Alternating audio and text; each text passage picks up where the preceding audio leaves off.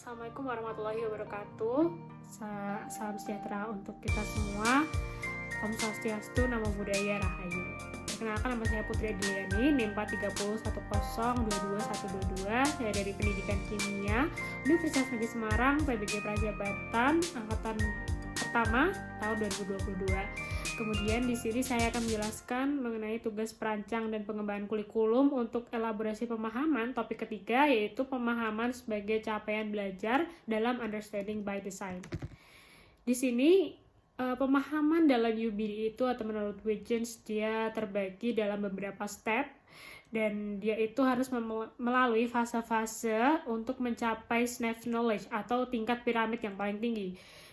Dijelaskan pada grafik tersebut ada explanation, interpretation, application, perspective, empathy, dan self-knowledge.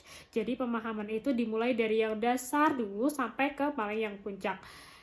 Kemudian untuk pemahaman jika dijabarkan lagi, yaitu siswa ini mampu menjelaskan dulu. Kemudian baru fasenya siswa mampu menafsirkan, kemudian mampu menerapkan, dan dari situ siswa mempunyai perspektif, sehingga siswa mampu berempati, hingga akhirnya dia memiliki pengetahuan atas dirinya sendiri.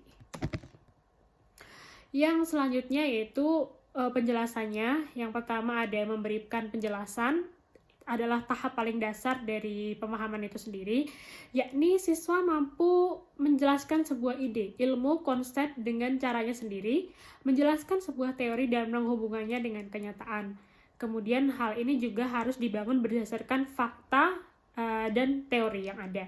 Kemudian siswa mampu menafsirkan, di mana siswa atau peserta didik memiliki kemampuan memaknai sebuah materi pembelajaran. Dan dari situ siswa juga mampu mengambil hikmah, apakah materi ini kemudian bermanfaat untuk dirinya dan orang-orang di sekitarnya atau masyarakat luas. Kemudian dari situ siswa kemudian mampu menerapkan. Siswa ini mampu mengaplikasikan, mempraktekkan suatu teori, metode, dan hal lain untuk mencapai tujuan pembelajaran.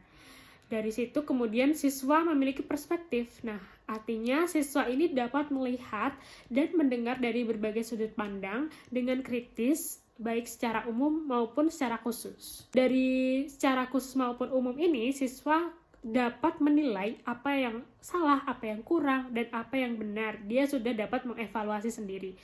Kemudian yang selanjutnya adalah siswa dapat berempati, di mana artinya proses ini adalah berbagi atau mengkomunikasikan rasa untuk menemukan nilai yang ada di diri orang lain dengan persepsi sensitif berdasarkan pengalamannya sebelumnya. Jadi dia bisa merasakan apa yang dirasakan oleh orang lain dari ilmu yang dia peroleh. Kemudian dia memiliki pengetahuan diri sebagai hasil dari proses-proses pemahaman sebelumnya. Kini siswa tersebut dapat memahami dirinya, yaitu memiliki pengetahuan apabila menunjukkan kesadaran dalam metakognitif. Dan kemudian dia paham dengan dirinya, terutama untuk gaya belajar, kemudian berproses dengan pemahamannya, dan menyadari apa yang tidak ia tahu, serta merenungkan apa yang telah ia peroleh selama ini. Nah, ini adalah tahap pemahaman yang paling tinggi menurut Huygens, atau berdasarkan understanding by design. Kemudian analisis jurnal yang saya gunakan di sini ada jurnal yang berjudul Utility of Game-Based Approach Within the PA Curriculum Design and Implementation Process to Develop More Knowledgeable Others dari Kendall Jarrett. Nah, berdasarkan analisis ini, jadi di sini dia menggunakan stage kurikulum desainnya itu sesuai dengan tahapan UBD ya. Nah, untuk proses evidence-nya, dia menggunakan proses pemahaman yang sama dengan Huygens. Nah, yang pertama ada how learning can be developed, so they can explain, interpret, apply, demonstrate perspective, display empathy, dan yang terakhir dia mengetahui tentang dirinya sendiri atau mencapai self-knowledge. Baik, berdasarkan penjelasan tadi, dari jurnal ini hasil yang diperoleh itu sudah sangat baik, jadi GPA itu sudah bisa direkomendasikan, dan kemudian untuk desain penyusunannya menggunakan understanding by design itu juga sudah sangat sesuai. Kemudian untuk pemahamannya sudah dapat diaplikasikan oleh siswa dengan baik, jadi siswa memiliki pemahaman secara bertahap dari mulai tadi step yang paling bawah hingga self knowledgement itu sendiri. Berdasarkan analisis tersebut, artinya proses pemahaman yang saya peroleh dari teori maupun dari jurnal ini sudah sesuai. Terima kasih.